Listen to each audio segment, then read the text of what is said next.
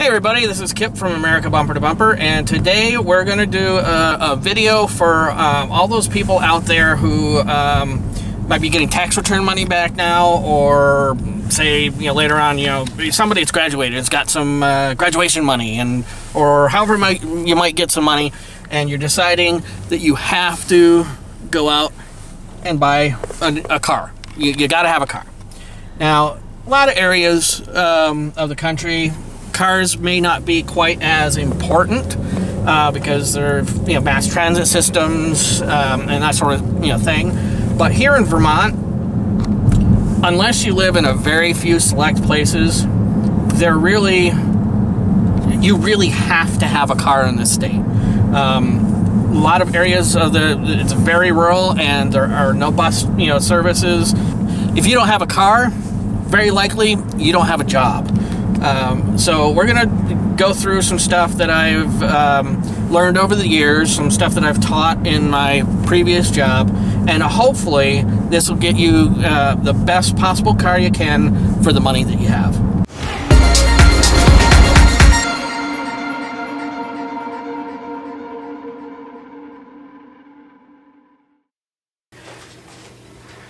Alright, as I said earlier, this video is going to be for those people out there who are maybe got tax returns, you're getting ready to go out and buy a car. So we're going to go through a few steps that hopefully will help you get the best car possible. First and second things really are kind of intermingled in my opinion, but we're going to say number one, you need to know your budget. The budget is, of course, however much money you have to spend. But you also need to remember that there, at least in Vermont, maybe not in your area of the country, there are other incidentals that you need to think about. First off, tax title registration. Tax is 6% of the purchase price of the car. In other areas of the country, maybe you don't have sales tax, and that's fine, but this is what I know, which is Vermont. Second off, title and registration. Title, I believe, is 25 bucks, but I'll put the exact number right here. And registration is going to be $76 every year. You can get a 2-year registration, save a little bit of money, but we're not going to get into that. So, let's say you have $4,000. You can't take that full $4,000 and go and spend it on a car, because then you won't have the money for taxes, registration, and title. In Vermont, if you buy a car that's older than 15 years old, you don't have to worry about the title, so you're saving yourself a little bit of money, but you're getting a much older car.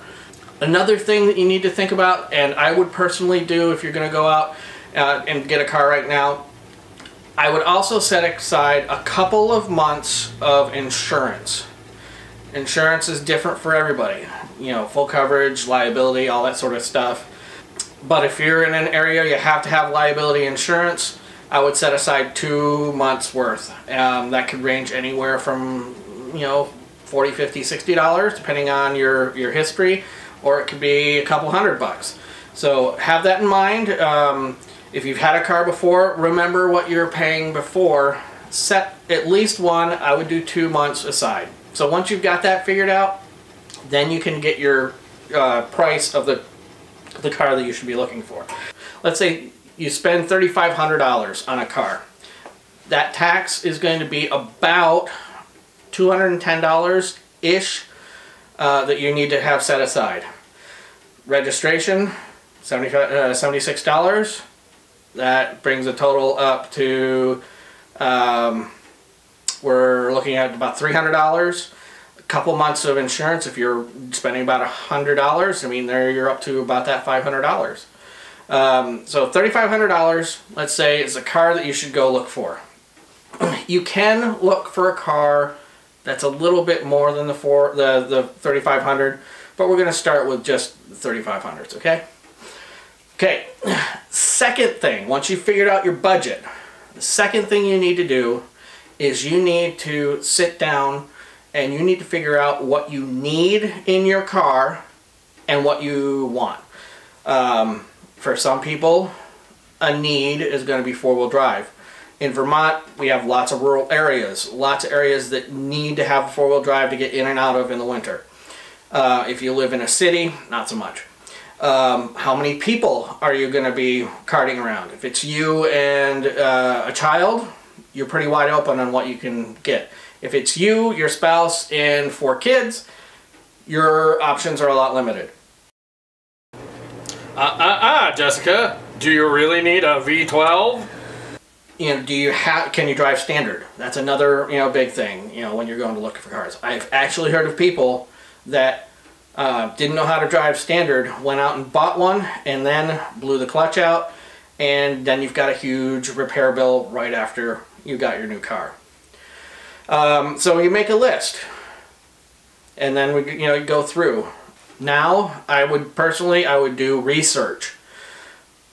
Great sites for research. Consumer Reports has some free info.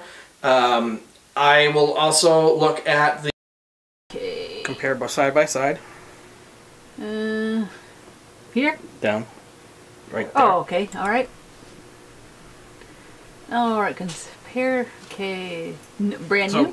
So here on this website, you can go and look at any car from the 80s up through to be able to see the fuel economy. And the nice thing about this website is you can check 4 cars at a time. So I'm just going to throw in a few cars just to get some ideas. And again, whatever cars you're thinking about, these are the cars you want to put in there so you know exactly what kind of gas mileage. Maybe I want something a little newer. And we'll try...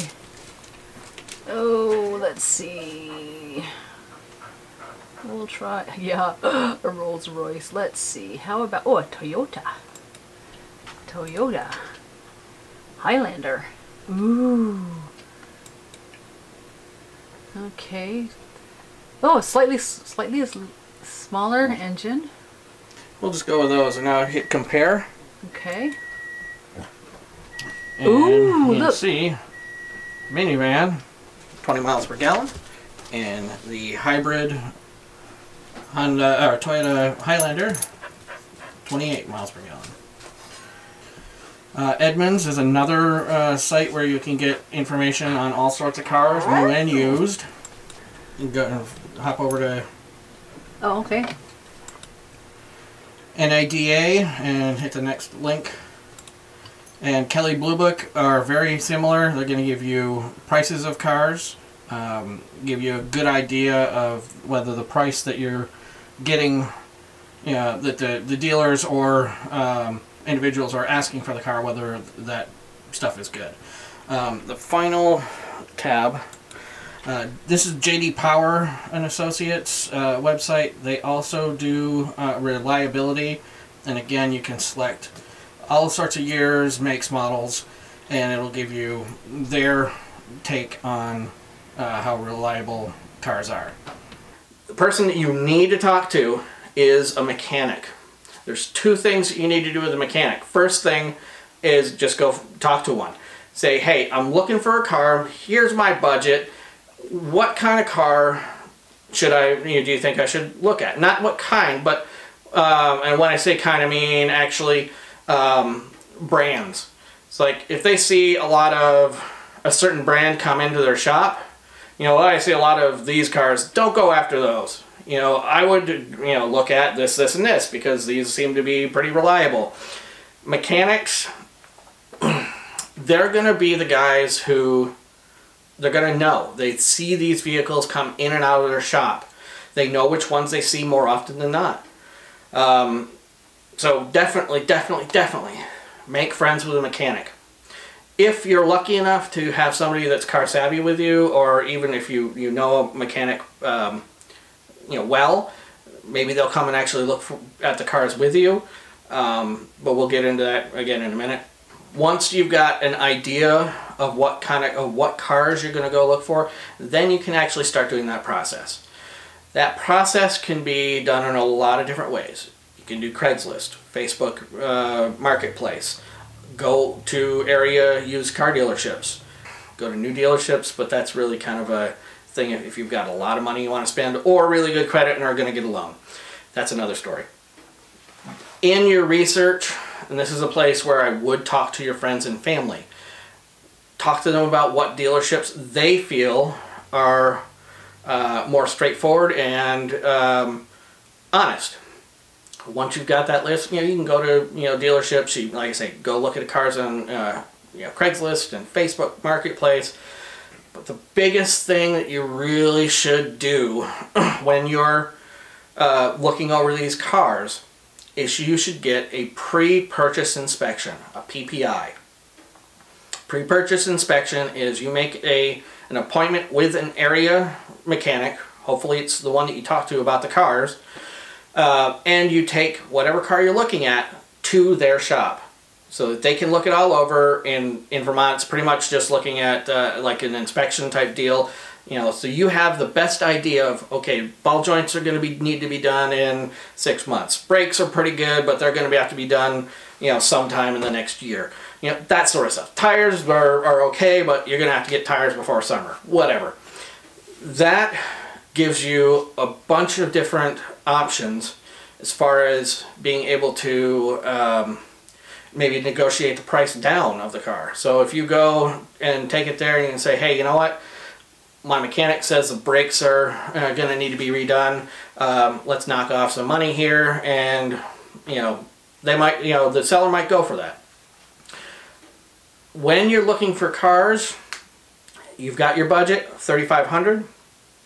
I would actually look at cars around that $4,000, because if you have cash in hand, there's a very good possibility that the sellers will take less. Sometimes they won't, but at that point you have to go, all right, well, the car is not for me because this is my budget, and walk away to another one. Some dealerships will work that way too. They go, okay, I've got this car that's been in inventory for 90 days. Dealerships want to turn cars around. They want to sell them as quick as possible. Cars that sit on the lot longer than others, it's not making them any money. They want to get rid of that car, so they might be willing to dicker with you too. Of course, you won't have any idea how long they've had these cars on the lot. Couple of red flags.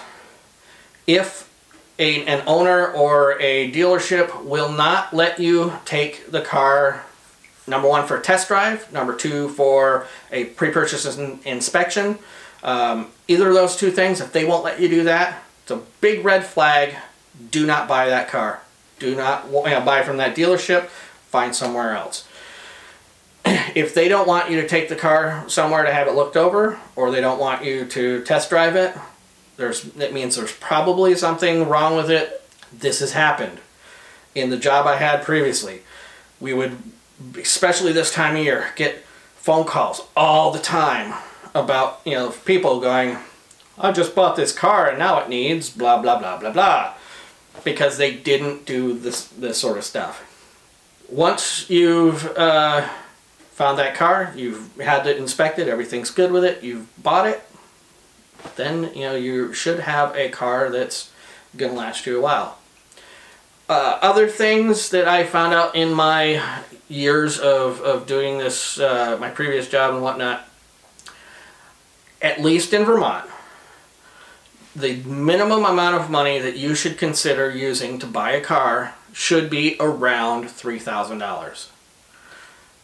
Any car that's under $3,000, there's a very good likelihood it's going to need work to get it inspected and whatnot, and it's going to bring that price up to $3,000.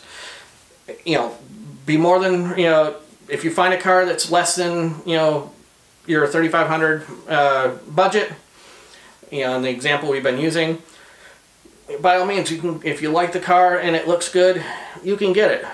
Put that rest of that money in a savings account and use that as a repair fund for that car, because I'm not going to say guarantee, but there's a very good likelihood over the year that you're gonna, or so that you're gonna own this until the next tax season, that car is gonna need something. Brakes, ball joints, you know, front end work, shock struts. You know, hopefully it won't need something big like an engine or transmission. But you know, if you bought the car for $2,000 and you've got $1,500 sitting in your bank account, then you might be okay should a transmission go on you. Alright guys, so I hope that this information that I've laid out here has been somewhat helpful in getting you prepared for that tax time car purchase. If it did, and you're new to the channel, you liked what you saw, please subscribe.